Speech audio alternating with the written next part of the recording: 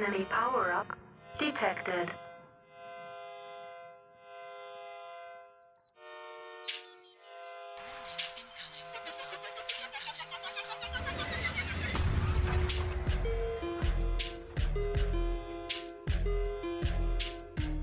Hello, and welcome to another episode of Incoming Missile, a MechWarrior online podcast.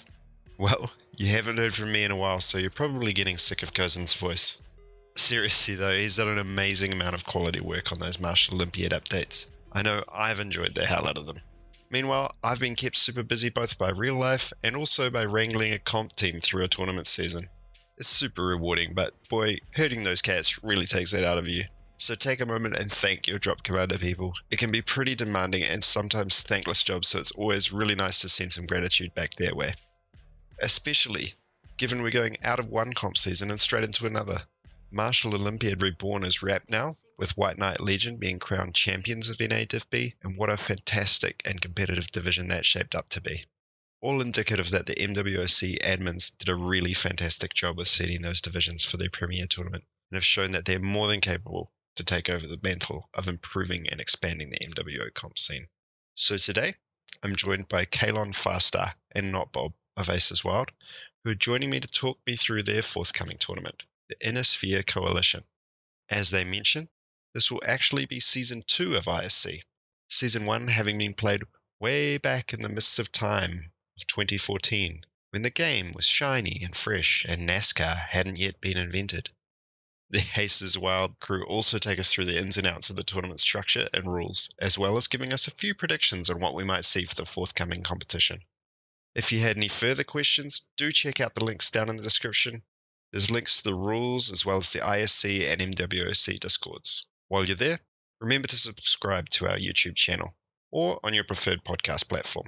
And if you want to flick us a line, you can follow us on Twitter at IncomingP or email us incomingmissilepodcast@gmail.com. Finally, as ever, a big thank you to our patrons for dropping a tip in our jar over at Patreon. We're edging our way towards our goal of 10 patrons, which is the level at which we'll be able to give away a mech pack a month, every month. Right, on with the show.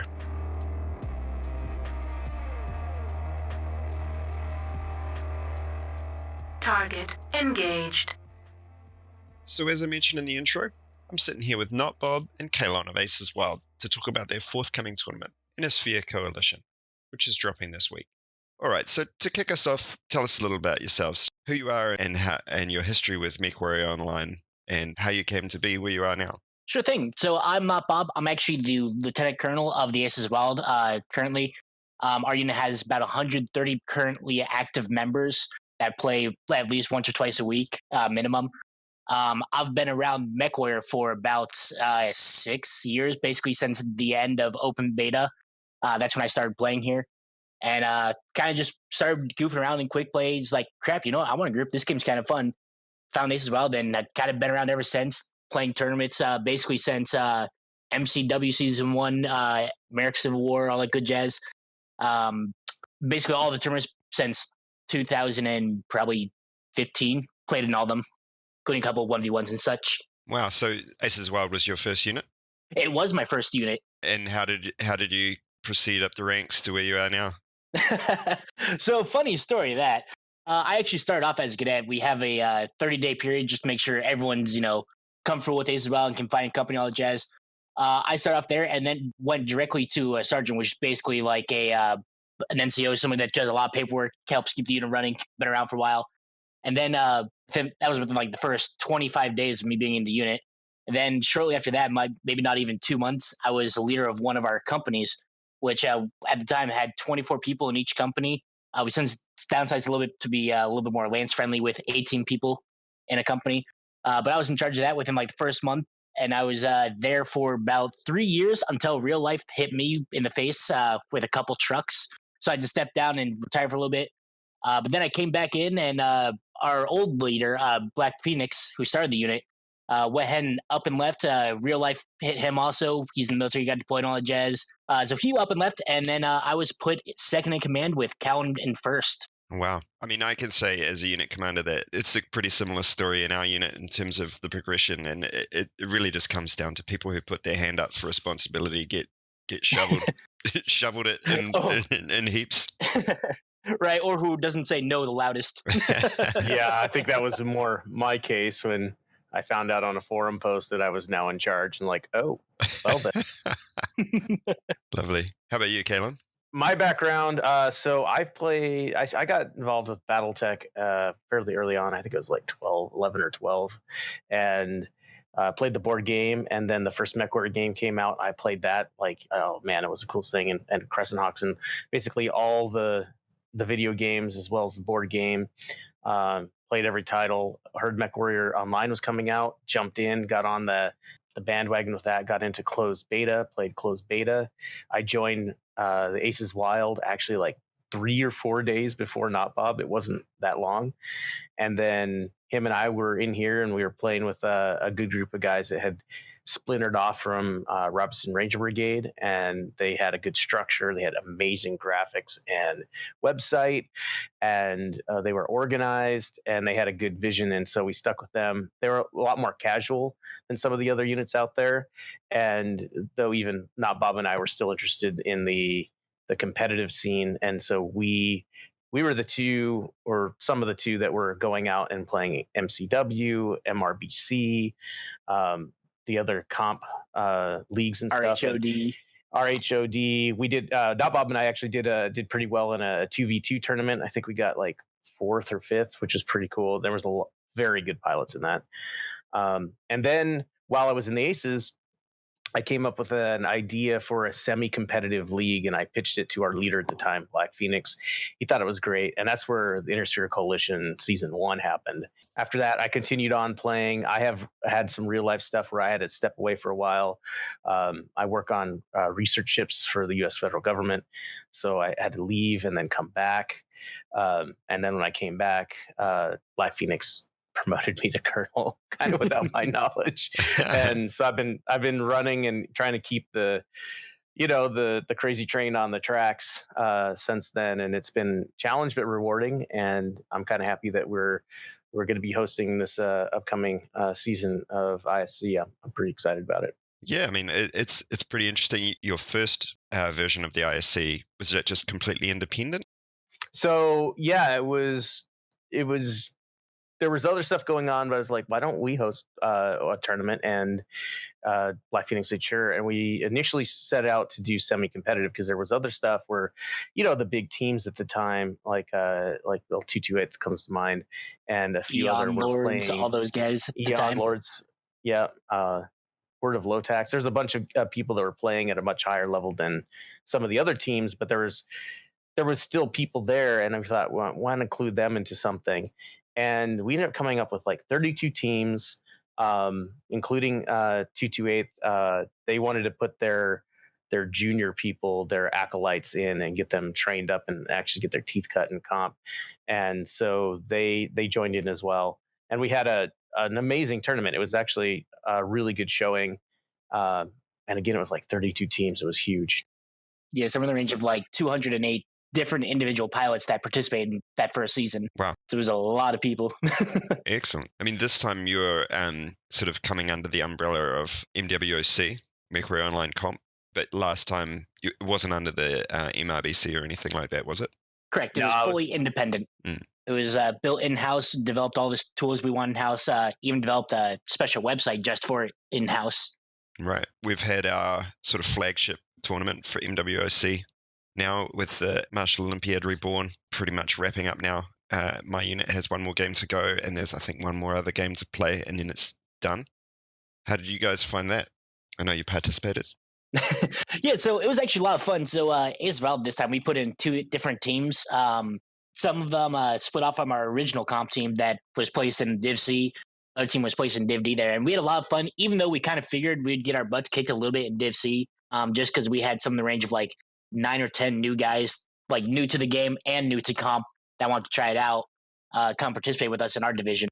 But I still feel like we put up a decent showing for what we had, the time that we had to train them up. It was a lot of fun for us. And then as a team lead, it was kind of fun just building the drop decks, getting things ready ahead of time, then training, making sure people have the mechs ahead of time. I enjoy all that, all the aspects of comp. So I had a lot of fun with it.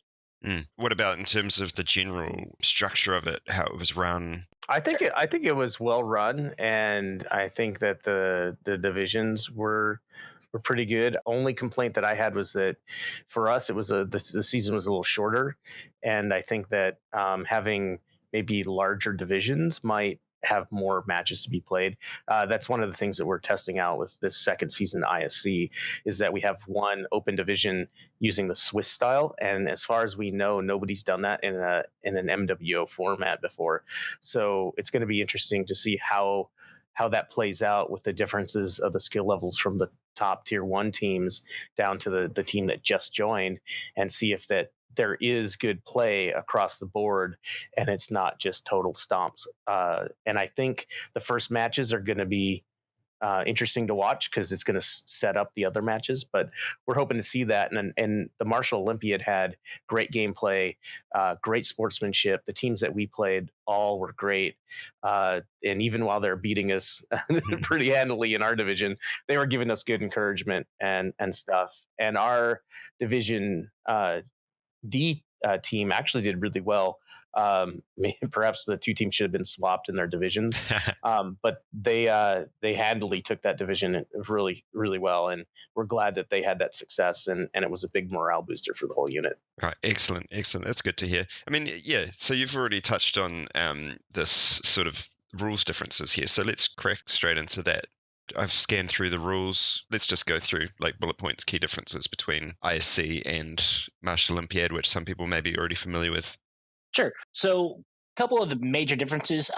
First of all, it's a 6v6 tournament using a 3-cap conquest system where MOR was using the full 5 caps. We're using 3 specific caps because there's a much smaller team size. We've limited just 5 maps. There's no map banning, so you're going to know all the maps in advance. Basically the same caps as for Battle for Midway, if people have heard of that one before. Yeah, exactly. It's the same caps from BFM. And I believe MRBC on one of their seasons, they had a 3-cap tournament as well. It's going to be those same caps. Basically, just you're not going to take your natural. You're going to fight over the other caps, which encourages a little bit more playing out there, doing a little bit more risky plays rather than just trying to sit home at safe in like skirmish or domination. We're trying to make it a little bit more dynamic in terms of that. No HPG, basement strats. No HPG domination sitting down in the corner. I mean, it worked for some teams, and other teams managed to drag out the draw. It was interesting, if nothing else. But I do, Yeah. I do like. I've played in a few of the 3-cap tournaments, and they're quite fun and dynamic. And you get some interesting little wrinkles with the rules where, because obviously we don't get a special map just for running our tournament, so those caps are still there on the map, and then inevitably somebody runs across it or just goes and stands on it because they forget which caps are active and which aren't. And then is it the same rule as BFM where if somebody caps the wrong point, you've got to kill everyone?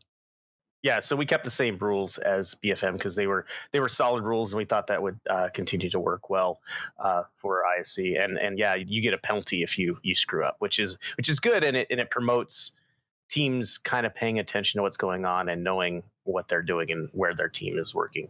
The penalty being that you have to kill everyone.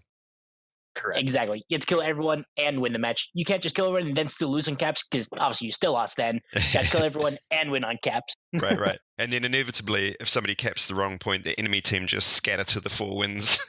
Exactly. Or all groups up in a corner and says, I dare you, come in.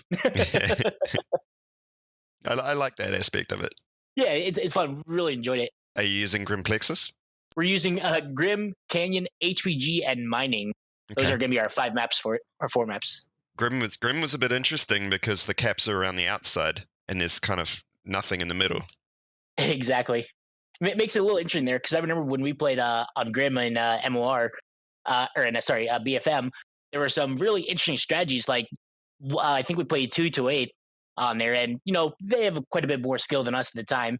So we just were like, all right, we're gonna just hold around the outside over here. We're gonna keep a streak mech on on another mech, and they were trying to play Overwatch in the middle because that's what 2-8 does.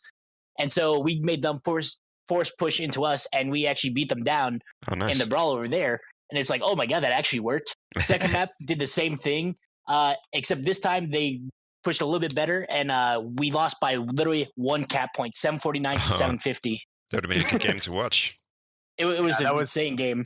that was so close. And then later too, after we had been, uh, removed from the tournament for not doing that great, we saw other teams start using that same tactic. I saw it used against us and other teams as well. Just holding around the outside between the two sort of outer caps, right, where you can sort of see them both from that high ridge line. Yep, exactly. So for all those out there listening and thinking about ISC, or if you're already in, spoilers. Yeah, well, the fun thing about comp is people come up with these strategies, and for a while they can seem unbeatable, and then the fun part of it is people do come up with something to break it. Exactly, and then that becomes the new meta. Then you got to play against that. It's a lot of fun, and it's completely different from pug play, which is why it's the best. All right, so let's move on into some of these other things. I mean, you've dangled out that carrot of the Swiss system. I mean, I had never heard of it before researching for this podcast. So let's hear a bit about what is the Swiss system. Just a little background. I gotta put a call out, because Queen Blade was the one that said, "Hey, why don't you guys do the Swiss system?" Because we originally were gonna use the same format as ISC1, and then Notbob and I are like, "Well, let's look into this," and we did, and we think we came up with something that'll work. It'll be different and add some variety, and I'll let Notbob discuss how it's going to play out. Yeah. So the Swiss system is actually used in a lot of other games, not just MechWare. Obviously, this is the first year, but they use it a lot in League and a lot in Dota. A lot of StarCraft tournaments use the Swiss system, and basically what it is it bases your match opponents against your win-loss rather than your actual skill rating. You're not going to have a set opponent the week before, so you're going to get a different opponent just about every week, and you're never really going to know who it exactly it is. You can kind of take a guess on who it might be based on who they're playing against. But the whole idea of the Swiss system is to make more fair matches later on in the season. The first 1 or 2 weeks are usually the roughest weeks, and that's by design of the Swiss system, where week 1 they pair the highest seed against like the middle seed, and then 2 against the middle -1, and so on and so forth. And that's just to promote, say, all right, we're going to have Eon at the top over here. We're going to say, all right, these guys are going to play against Aces Wild here. Eon's obviously going to crush us, but that's so the high-rise teams are going to stay on top, and they're going to play other teams that beat that. So they don't be like Eon versus 228, that from above, fighting each other, and then they're going to play on from there. And that's kind of how the dynamic of the Swiss system works. Matches your win-losses rather than just, hey, these guys in your division are going to play everyone here. And one good thing that the Swiss system really allows for is a lot of movement, not just outside your division. So, like, let's take More 8, for example. The guys in Div D, our second team, did really well there. They probably easily could have competed at Div C. Well, in the Swiss system, you can basically go up a division, so to speak. I'll use air quotes, I guess.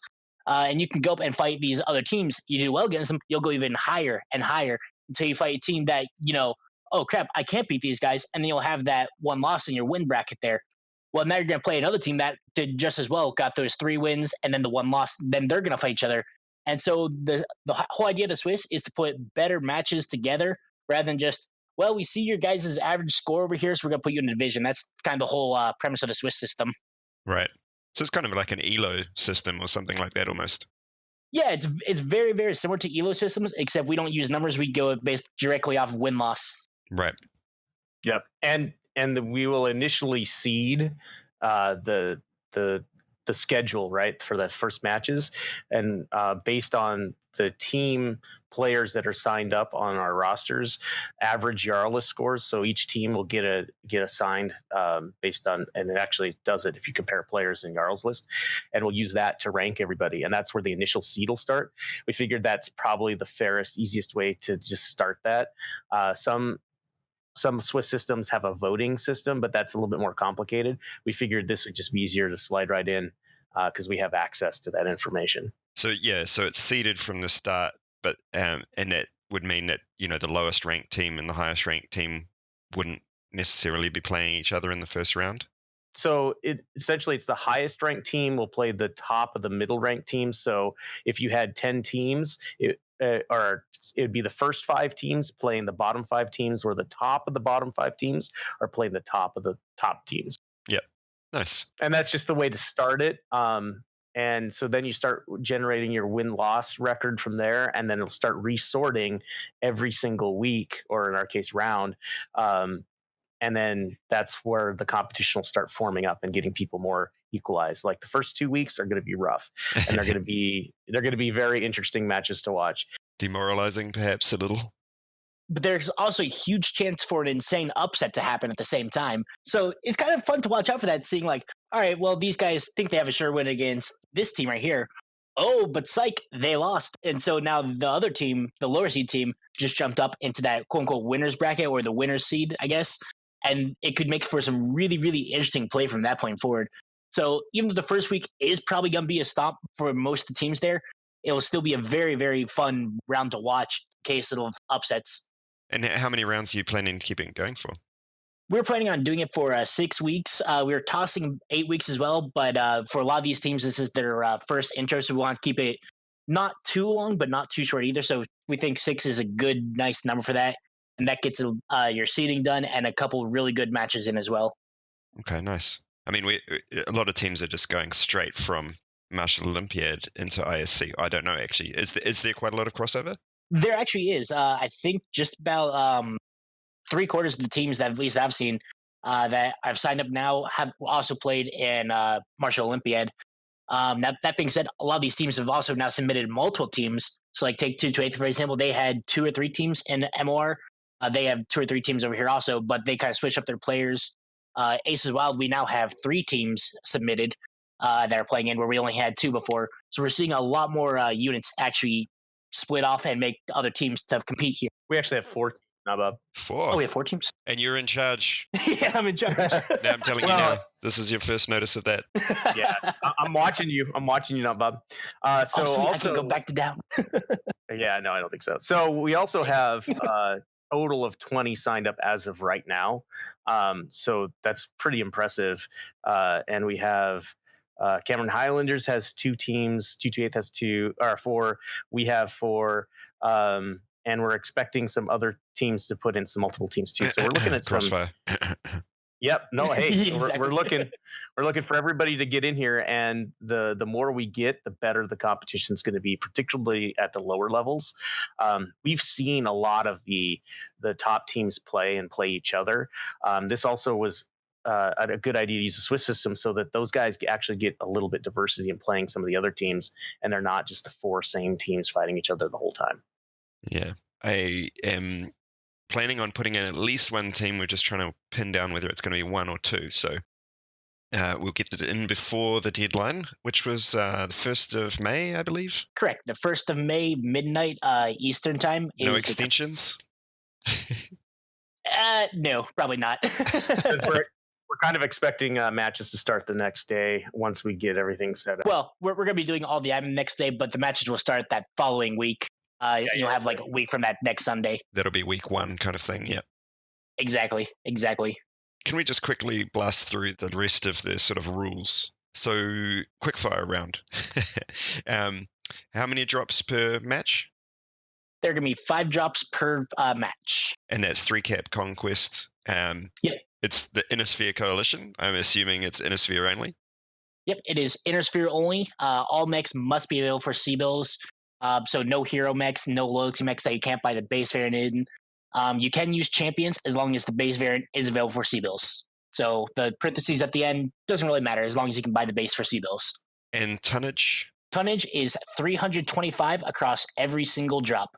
And restrictions on how many of each mech you can use? You can only bring 5 chassis across all 5 drops. So you can't bring 6 assassins on a drop. You can only bring 5. And if you bring 5 on drop 1, you can't bring any in the next one. Correct. That's it for all your drops. And and is there a tonnage range? Does it have to be exactly 325? Nope. From 120 to 325. So you can go as light as you want or as heavy as you want. That's a decent range. Strikes. Yep, strikes and lock-ons. You can use them as much as you want. Don't feel the need to restrict that. If you want to be dangerous and want to play an LRM deck, good luck. And where can people find out more if they had some more questions about the rules? Certainly. So we gave link earlier. It will be on the website, theaces.com/ISC. That has all the links to the rules, the sign up sheet, and all the good jazz that you need there. And there's also an ISC Discord where you can ask us questions directly, or if you want to find my name on the MWO Comp Discord, not Bob or Calon Farstar. Feel free to shoot us a message anytime. We're always available. And I'll make sure to drop those links in the show notes as well. So they'll be down the bottom, folks, if you want to go ahead and look up those rules. We've already touched on that the sign-ups finish on the 1st of May. I mean, it's already the 25th that we're sitting down and recording this. It's probably going to be another couple of days before I get the show out. So it's pretty much leaves you just a few days left to get in and sign up. And obviously follow those links through. Those same links will take you through to where you can sign up. Yeah, anything people need to know about registering a team? So you need to register a team. You need to at least have 6 pilots, a max of 24. A unit logo is good. We like to get those up and do a lot of graphic stuff since we are Aces Wild. We do a lot of that. So if you can get us a logo, that's great. If not, we can work something out. And then if you're going to play through the tournament, if you put up your 6 pilots and you want to add more, you can add more at any time. We can't take any away, and you only have 24 max. So that's our way of making sure that people don't submit the entire roster of their whole unit and then pick and choose. Because we've seen in the past where people sneak ringers in or do funky stuff. So it's just try to control the number of people that are actually playing in the tournament. After May 1st, you can submit through the ISC Discord any roster updates you need if you're going to add somebody. But again, everybody needs to remember that 24 is the max and you can't go over that. If you don't have enough pilots for any one of the matches, you can play light. The tonnage rules still apply. And you can go into it with like 3 or 4 people if you have to. So we're hoping that doesn't happen. Everybody has enough people, but there is that option. Yeah. Now, and all roster changes are subject to our approval. So, like, let's say you're playing in a low-seeded team, and then you want to add in somebody who's like a 99.9% Jarl lister. We're gonna be like, that's not okay, and we're gonna not allow that roster change. So there is limitations on who you can add. If you're trying to like game the system by like starting to the seed low and then add in a bunch of people afterwards to increase your skill and just like walk through all divisions, we're not gonna be okay with that. We want it to be a fun competition, a fair competition. So we don't want any gaming like that.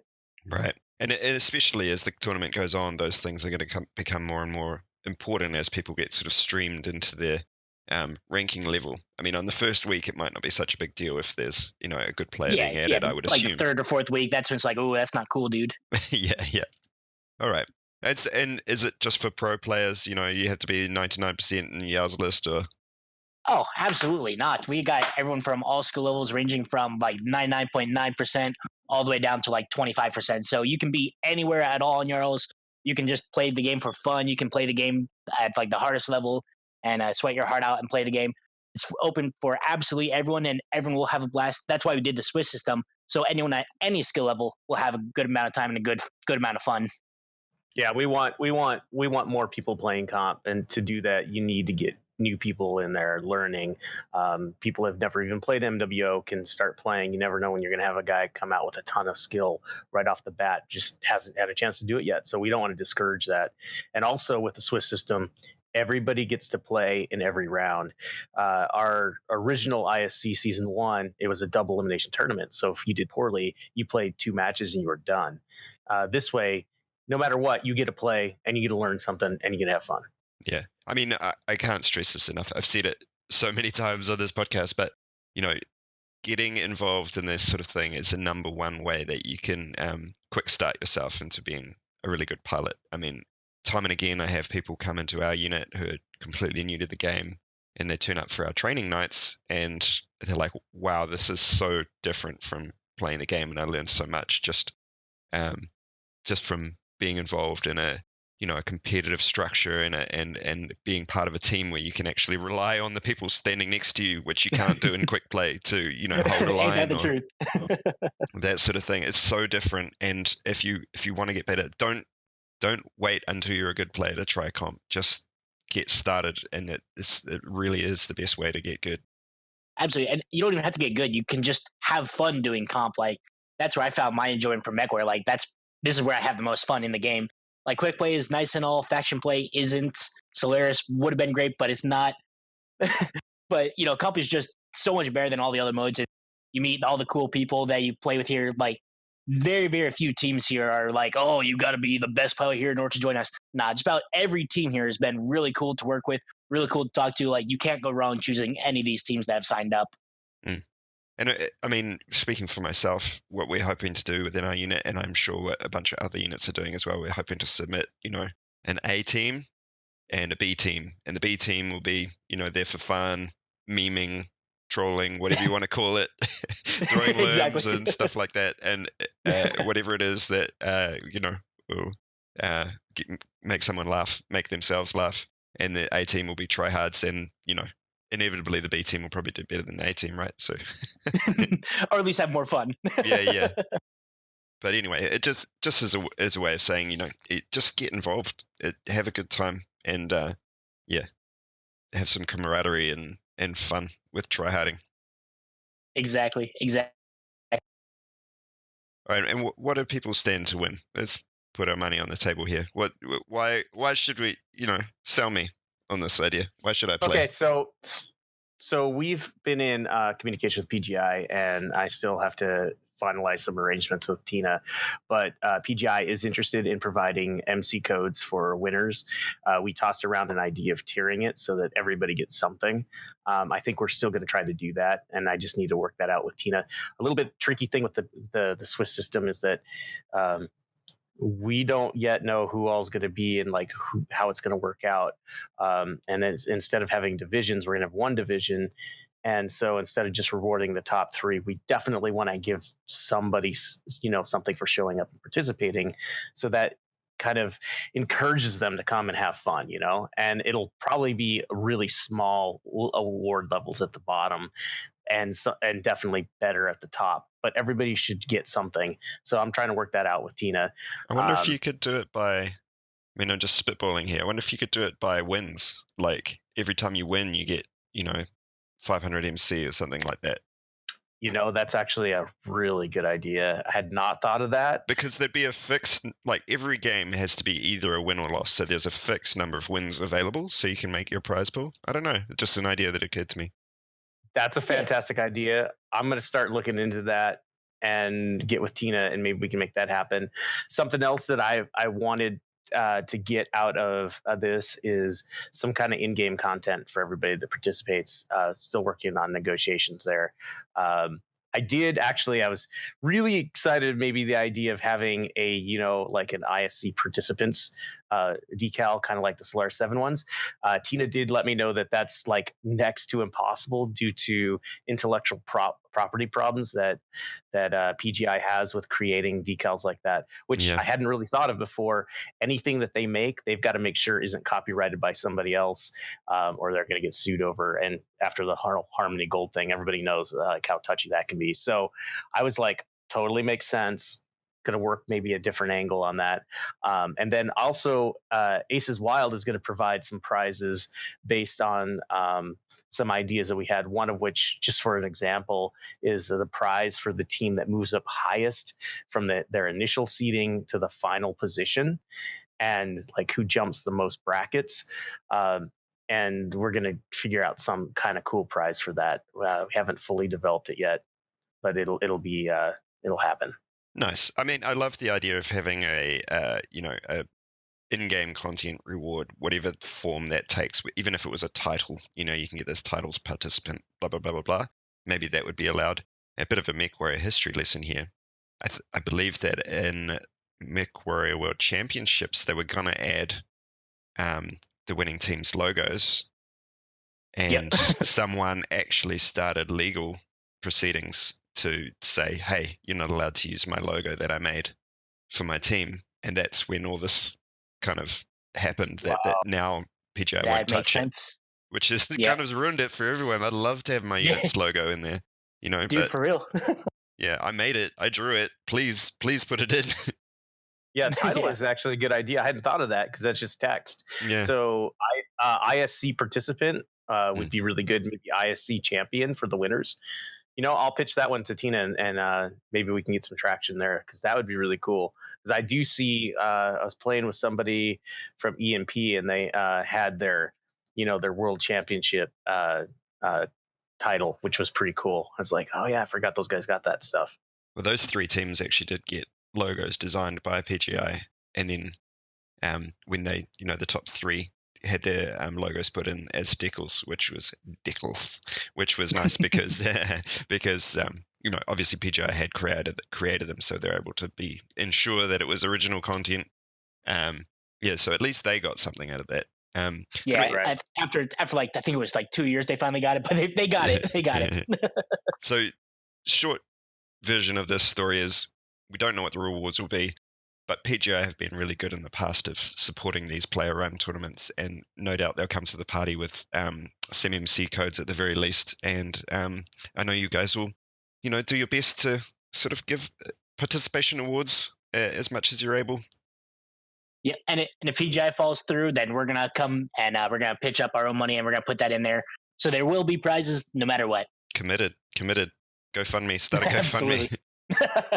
Actually, that's not a terrible idea. Although we got to look into make sure that that's not crossing any kind of legal concerns with online gambling. But yeah, True. Gosh. Yeah. Legal quagmire. Not great. yeah. Hey, I'm pretty confident PGI will come to the party. They're like I said, really, they've got a really good track record of supporting these things. Yeah, they supported MRBC since like season 6 or something like that, all the way through MOR. So I've no worries that PGI will give something to the table. That's what about for sure. a Innisphere sale, like a competitive mix sale, like we saw for MOR? No, we actually have. I have been talking with Live, and we actually have been giving them a couple ideas. We've been going back and forth. Last one was quite a while ago, but we were contacted and we gave a couple ideas there. We are going to try and contact them again soonish. Hopefully before IC starts, if we can't get another Inner Sphere sale, strictly Inner Sphere only, just for this competition. But that'd be pretty cool to have, because I think right now they actually have a mech base sale going. Yeah, and that segues quite nicely into a conversation that I wanted to have with you guys, which was about predictions. So, if you're going to do a sale for this thing, what mechs, do you think should definitely be in that sale, because they're an Innisphere mech that's just really a must-have? Oh man, the assassin for sure. I can see assassins for days. with the average tonnage is like 50 tons, around 50-55 tons for each pilot. You're gonna see a lot of assassins. You're probably gonna see what else are we doing? Probably gonna see a couple Black Knights scattered in there for grasshoppers. Maybe not necessarily the Black Knight, but grasshoppers. You're gonna see Jaegers, riflemen, just for that Overwatch look.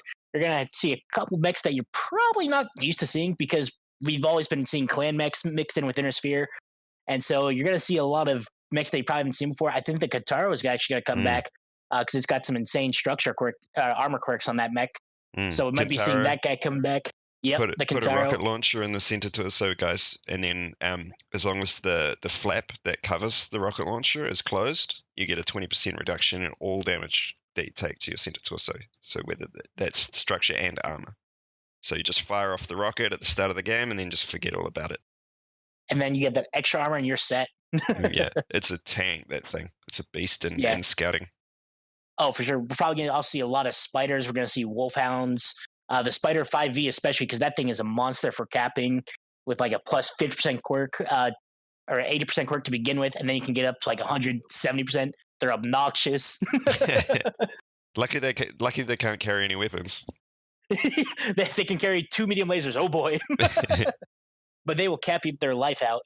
You're probably actually going to see urban mechs as well. Those tanky little turds. Shame we can't have the K9 in there. That thing's a beast as well. And the sirens. That's the real reason why I want the K9. Commandos. Yeah, commandos. They're massive little buggers. They're going to sneak up and shoot you in the back and then run away. So what about more in terms of like the deck structure? I hope I'm pronouncing that correctly. Deck structure. Close enough. It's a challenge for me as a New Zealander. Come on. Yeah. You guys, stop being racist. All right. Fleas, that sort of thing as well. Yeah, so the way that the rules go, you can just bring the same deck to every drop, pretty much, can't you? In theory, you actually can, because you can use the same chassis 5 times, so you can technically use the same deck across all 5 drops. However, that means you're going to have a really awkward mix because all the maps are, I wouldn't say all the maps play differently, but a fair few of them play very different from each other. So I feel like we're going to see a couple fast brawl mechs with assassins and fleas, or assassins and wolfhounds. They're going to have like a slow brawl deck with bushwhacker Orions, then commandos in there, spiders thrown in there. So I think you're going to have a decent mix of fast brawl and long range trade. I mean, the basic deck sort of tactic that people have is to split your team in 2. And you have one sort of bunch of, let's say if it's 6v6, you'd say it's 3 fast movers, and then you have 3 slow pokes somewhere just doing suppression or control or whatever. Exactly. So maybe something like that. But interestingly, in the World Championship, we saw a lot of specialization where a pilot would just lock into a mech. That was the mech. If you use that mech, you use that pilot. If you use that pilot, you use that mech. So maybe we'll see a little bit more of that in this, where it's, the Wolfhound guy. Exactly, or the stalker guy. Right. Although in this one, I don't think you're going to see hardly any assaults due to the lower tonnage. But if somebody brings that, oh man, they better be real good in that big boy, because that's a lot of tonnage that they're going to use for the rest of the team. But it'll be interesting to see what they bring that, and even if they do bring that, if they bring that on purpose to be basically like the meat shield, like say you bring in the Atlas S with a whole bunch of armor and structure, that'll take 5 years to chew through. But while they're chewing through that, then you have your lighter mechs eating up the backsides of the other mech. Well, that Atlas is just tanking 600 damage. By the time it finally goes down, then you have your mechs already chewed up 2 or 3 of theirs. So we might see a little bit of interesting play with that. We think strategy is going to be actually pretty good and kind of fluid. Like you took the same deck each time across, you're going to be predictable, and the other team will probably pick up on that, and they might try to change their strategy to counter it. But this way, with the 5 mech limitation, you could actually tailor a couple of your drops, maybe even alternate, have a different loadout, play to the map.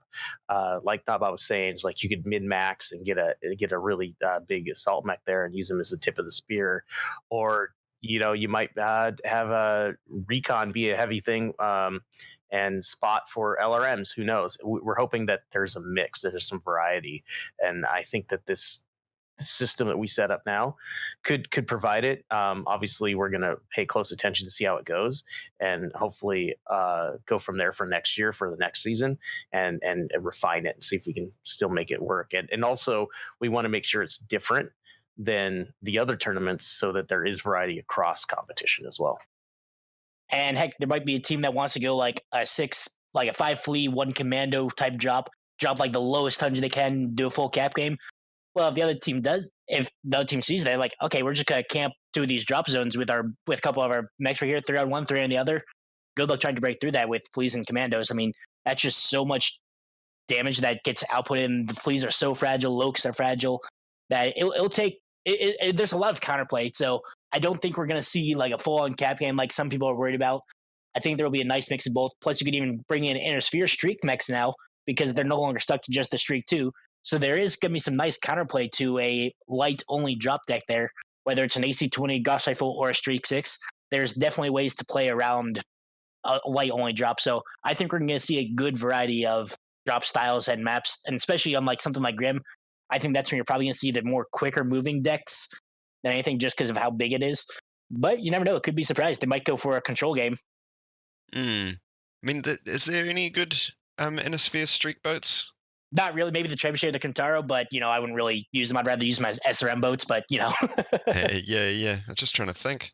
I don't think there's any super obvious ones anyway. No, you can get some moving quick, but there's not great choices, I would say.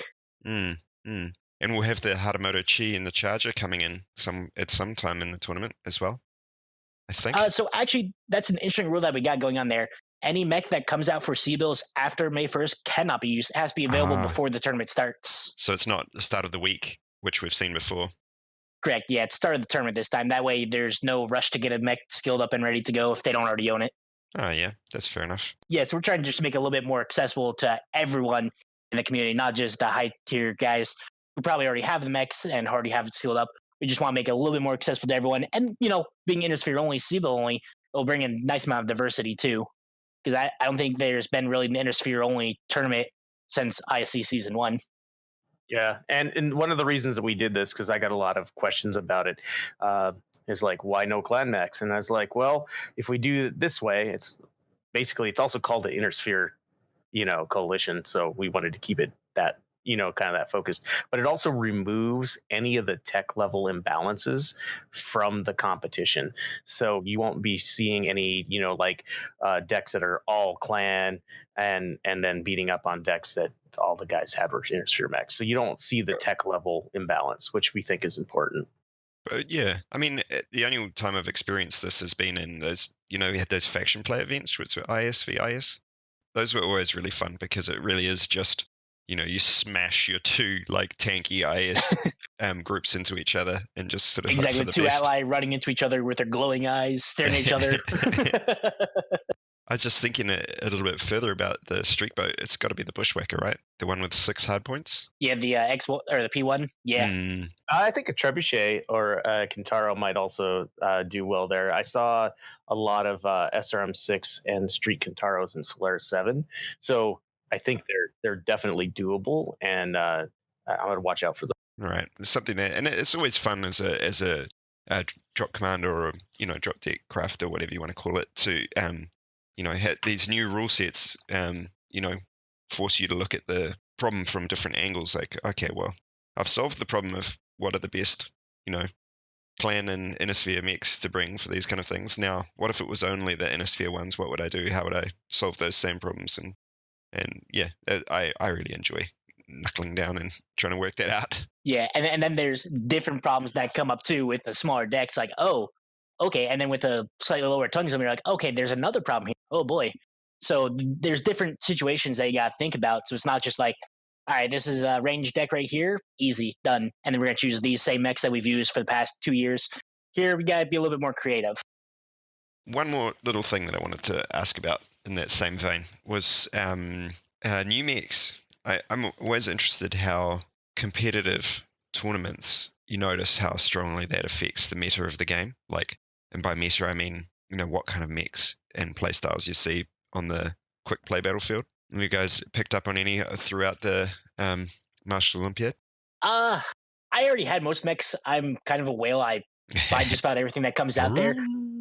Yeah, pretty much. PJ can probably hear me a mile away. Well, thanks for supporting this game that we all love, dude. Yeah, absolutely. Exactly, right? Buy all the mechs. You just gotta love. Yeah, and sometimes they turn out to be better later, but they weren't when you bought them. Yeah. As like the game changes or new maps come out or a new competition with those new rule sets where you're like, wow, I gotta fit a 45 tonner in here that can do X, and is like, oh shoot, I'll just bring in that mech that I've never used before. It'll fit perfect. So it's good to have the diversity of mechs you own, and it also helps keep the game going by just financially supporting it, which is always good. Otherwise, we won't be doing this anymore, which would be sad. Also, for more, I think part of your question was like, what did we see in the Olympiad where we saw different mechs that we didn't see before? Orion 2Cs, I think it was the first tournament that had a lot of them in it, and I saw a ton of them being used. I mean, the one I'd point to that was almost completely absent at the start of the tournament, and now they're just bloody everywhere, is those Vulcan 5Ts. Like, you just didn't see them at all, and then the first week, someone somewhere in a Div A team probably picked up on the 5 medium pulse build for that. Yeah, I was surprised by that one, honestly. Like, I completely forgot that mech existed. It's like, holy crap, this thing doesn't suck. Oh my god! And you also see it in quick play now too, all over the place. And so I'm like, where did this come from? And then it's like, someone said, oh no, it was being used later in MOR, and I was like, oh. And people watch the streams and they see how it performs. They're like, oh, I can build one. Yeah, I mean, we've seen a lot of fleas. Probably haven't featured any tournaments before with those Vulcan 5Ts and also the hero, which is great when you run out of assassins. And the Incubus as well, we saw. Those long range Incubuses, Incubo being used on Alpine Peaks. And even in the last couple of weeks, a few champions popping up as well. Yeah. There's a lot of mechs that I never thought I would see there. I mean, even the spider, you don't really see the spider too much. But then when caps are important again, you start seeing one spider, two spider, three spider. Oh my god, there's a spider to every drop. What is this crap? And then it's just like, okay, cool. So it makes sense. Then you see more urban mechs for the brawl decks, which urban mechs has always, I think, been a sleeper just because how much armor it has. But you never really see too much of it. But yeah, there's a lot of stuff that it's like, oh, okay, cool. All right, guys. So signups finish on the 1st of May. So encourage everybody to get your team organized and in before that time, even if it's just 6 people for now. You can always chuck some more people in later, as long as they're not super good. And as long as you don't throw your team off, yeah. yeah. I mean, if that's what it takes to get your registration in, just put it in with 6, and you can, I'm sure, find some people as you go along. Are we going to see it streamed and that sort of thing, as we saw with MOR?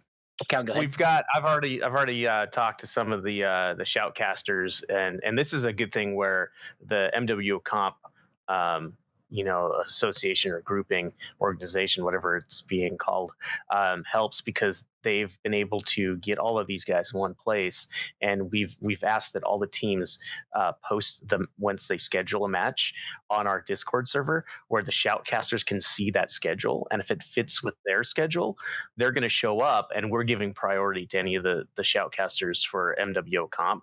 And so we're hoping that there is a lot of shoutcasting. There's a lot of just general Twitch streaming with a 5-minute delay, obviously, but we really want to get the shoutcasters out there. I talked to Calon, and I might be guest shoutcasting with him for some of the matches that I can get to. So I'm looking forward to that. That'll be fun. In the MOR, there's a rule about the fallback time. Yeah, we actually so actually that brings up a good point I want to bring in. So initially we did have our fallback time to be like a Friday evening, like a late Friday Pacific time. But we do take a lot of feedback from the community. We want to talk to everyone. We want to make this the best competition for as many people as possible. So we get a lot of feedback as much as can. We're always open to it. We'll at least always listen to it. We might not take into account and might not play on what you say, but we're definitely listening to it. But one of the things was, hey, what if we have a lot of guys, Pacific or Oceanic or Europe, that want to play in ISC, but because we're only doing North America only, just because we don't have the bandwidth to support it right now, between Calon and I, we're doing NA only. But that being said, like, hey, what if these other teams want to join? What about a fallback time that they want to do on like Saturday evening, so both sides of the world can all play? It's like, oh crap, yeah, that's a good idea. So we went ahead and switched it over there to a Saturday evening rather than a Friday evening, just to support those teams who might not necessarily be, in North America, who might be in Europe or might be in New Zealand like you are. So we do have support, not necessarily implicit in like other divisions or other leagues, I guess, so to speak, but support for time zones that, hey, we want to support everyone here. We want to take your feedback. We'll take everything into consideration. Might not act on it, but we definitely do listen, and we do change stuff as needed. If something's not clear, we'll always clear something up. So just really want to thank the community for giving it their advice and kind of bring in what their concerns, and then we kind of take into effect and kind of roll with it from there. So that's an important point, and that if you're an EU team, you can play as long as you work within a NA time framework. Have I got that right? Exactly. And every team that I've ever played with in any comp ever, or any group of people, have always been really accommodating to no matter what your schedule is. Like, I used to work overnights, but still played in MechWarrior competitive. People were cool about, oh yeah, we can schedule it up 2 hours early or on a different day here. Hey, you're in a different time zone? Yeah, we can switch it to a weekend. No problem. So there's really no hindrance to just playing wherever you are. The only hindrance might be just the server. It will be a NA server in the lobby unless both teams agree they want it on a different server. But there's always support. Teams are great. Like, this whole community is great. Like, seriously. We down here were born with a 300 millisecond ping and molded by it, shaped by it. It's normal for us. I'm living on the coast of Oregon right now, and there's just no way around it. I'm always going to have a high ping because I'm out in the middle of nowhere, and I feel for anybody else that has that problem. And I just curse all those low ping bastards out there. It's like you like not Bob. I think it gives and takes though. I think because on one hand, for example, with a high ping, you get hit when you're in cover, when you've moved into cover. And on the other hand, it probably makes you a little bit harder to hit now and then. Yep. Yeah. And then when you do have a low ping, you're like, oh, I know where you're going already. All right, guys. I mean, we do have a traditional question to wrap up as well. What's your guys' favorite mech? Calon? Oh, man. Right now, it's definitely the Assassin. 23 I love that mech. or 21? I like to go fast. And the 23 and the Dark Depth. The Dark Depth has the stealth and ECM. And you can do some amazing things to an enemy team by shooting them in the back and getting them all to look at you while your team kills. Nice. What's your loadout? On the DD, it's 2 SRM6s with I think it's got Artemis and medium lasers, and then ECM and stealth armor, and goes 130 kph. So you can get behind enemy teams, and especially if you got a couple of them, get them to squirrel on you, and then signal to your team to start a nice push while they're all facing you. And it has some devastating, when it works, it's great. It's awesome. Nice. I love doing that. Although I wind up being bait. And if you talk to Not Bob, that's where he wants me in every match. It's true. Calon, go out there, get them to shoot you. We'll kill everybody. I'm like, all right, I'm going. So you're the bait on the hook. It's exactly what it is. So is. He knows that I know what's up, and I'm going to push, and I'm going to do it. I'm going to do it right. So I usually get that. He gets the honors of going in first. All right. I mean that's actually a good answer. I like that answer because Dark Death isn't a mech that I've picked up, and I'm gonna go and probably buy one tonight actually and try that out because that sounds like fun. How about you, Not Bob? Oh man, I hate that question because I've gone through a couple mechs that I absolutely love. Like my first mech that I really ever loved was the Firestarter Ember back in closed beta. Man, that thing was a monster. Before they did the skill tree, I racked up like close to like 1.5 million experience on that sucker. Had the 3D printed model of the mech. Oh man, I just love the Ember. But then I started playing a lot of the Summoner with the 2ER PPCs. That thing is just a dream. Like it's so fun to just like pop out of cover and just blast somebody from 900 meters away in their snaz and then go back down. They can't do anything about it. That mech's just, it's probably my favorite mech to play. And the only other mech that could compete is the Orion 2C with the gigantic brawl. Like I love me some good brawl. I love me some good ER PPCs, and the Orion 2C, oh, that's a good brawl mech. Got some speed and some amazing tank for a clan mech as well. Exactly. What about the Innosphere, the VA? The VA is a budget Orion 2C, so I will play armor. that one. It's got more armor, but it doesn't have as much space for all the heat sinks. That's the problem. Yeah, it's slower is the number one thing, but it's tankier and it does a higher alpha as well because the Innosphere SRMs do more damage. So yeah, exactly. It's fun. So guys, if you do want to take part in the tournament, click the ISC link down in the show notes. Hit the red sign up now button at the top of the page and submit your team. Remembering you've only got a couple of days now to do that. Comp really is the most enjoyable part of this game and also the most rewarding. And as I've said, the best way to improve at the game as well. If you're hearing this after the 1st of May or you just don't have time to get a team in, remember you can still join an existing team's roster. One way to do that is to head over to the ISC or MWO Comp Discord and drop your name in the Looking for Team channels. Otherwise, make sure and follow the action on stream. Head over to MWO Leagues on Twitch and hit the notifications bell and cheer on your favorite team. Any final words from you guys? Thank you very much for having us on your show, man. Really do appreciate getting the word out. And to everyone listening, thank you also for supporting him over here. I mean, he does a great job with these. Listen pretty much all the time. It's a good podcast to listen to as you got a little downtime. Cousin's been doing a power of work with those weekly updates, and I have really not been helping at all. So thank you very much, but I'm going to just divert those thanks straight onto him because, he really deserves all the praise for that. well, thank you to both of you, obviously, yeah.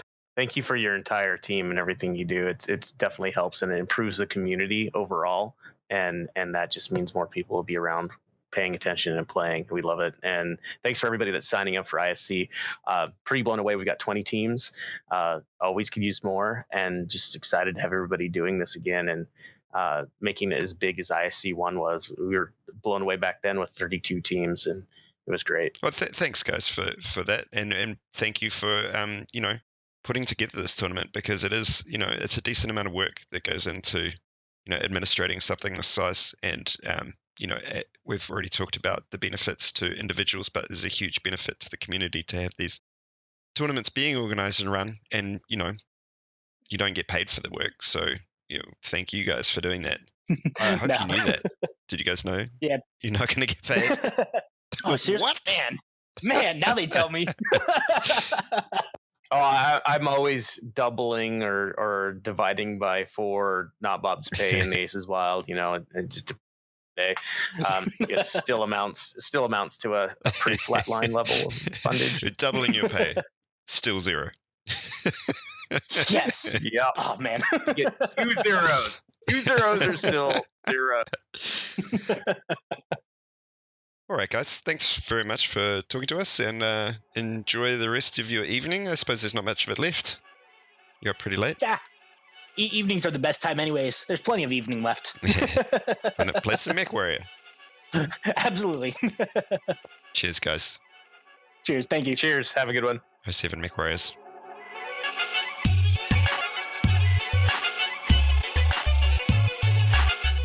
If you did enjoy this content, then please consider supporting us. You can do this in a multitude of ways, including subscribing to our podcast on your favourite podcast platform and leaving reviews, as well as subscribing to us on YouTube and liking our videos. You can also support us by sending us feedback either through comments, tweets, or directly through email. Tweet and follow us on Twitter at IncomingP, or email us directly at incomingmissilepodcast@gmail.com. You can also support us directly by becoming a patron or sponsor. You can find us on Patreon at Incoming Missile Podcast and choose one of 3 tiers of support. Patrons not only get mentioned on the podcast and get access to exclusive content, but can even join us as a guest host on the podcast. You can also opt to sponsor an episode through one-off donations, all of which will be used as giveaways for our listeners. So if you had a product, service, or content that you'd like us to mention, contact us to discuss sponsoring an episode. We hope you enjoyed this episode. We look forward to hearing from you. We appreciate you listening, and we'll catch you next time. Shutting down.